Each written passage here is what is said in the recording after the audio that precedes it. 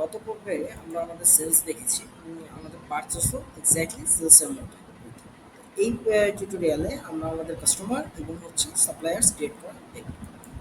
Customers create করতে আপনি আমাদের নিউ কাস্টমারে চলে যাব। আমাদের কাস্টমার অল ডাটা এখানে আমরা দিয়ে আমরা আমাদের কাস্টমারকে ক্রিয়েট করতে পারবো। খুব বেশি একটা টাফ কিছু না, আশা করি এটা সবাই ইজিলি করতে পারবেন। ওকে, আমরা এখানে একটা কাস্টমারের নেম দিব। ওকে, এবং এখান থেকে তার হচ্ছে ফুল একটা জিনিস আমরা ডিফাইন করে দিব। এবং আমরা যখন এই কাস্টমার ক্রিয়েট করব সেক্ষেত্রে কিন্তু আমরা বাকির মেনটেনটা এখানে করতে পারি। কারণ কাস্টমার ক্রিয়েটের ক্ষেত্রে আমরা যে অনেক সময় পুরোটা ফুল পেমেন্ট পাই না, এবং সেটা যদি আমরা সেই কাস্টমারের কাছে বিল করি তাহলে কিন্তু প্রিভিয়াস ডিউটা এখানে অ্যাড হয়ে যাবে। ওকে, ঠিক আছে।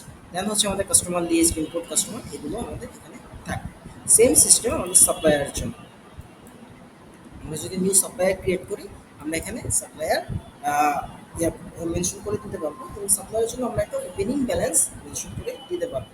সাপ্লায়ারের সাথে আমার লেনদেনে এই ব্যালেন্সটা আমার হচ্ছে ওপেনিং ব্যালেন্স, আমরা সাপ্লায়ার ক্রিয়েটেড বেলা এই জিনিসটা মেনশন করে দিতে পারবো। বাকি আদার যে ইনফরমেশনগুলো আছে সেগুলো হচ্ছে জাস্ট কাস্টমারের ইনফরমেশন, সরি সাপ্লায়ারের ইনফরমেশন।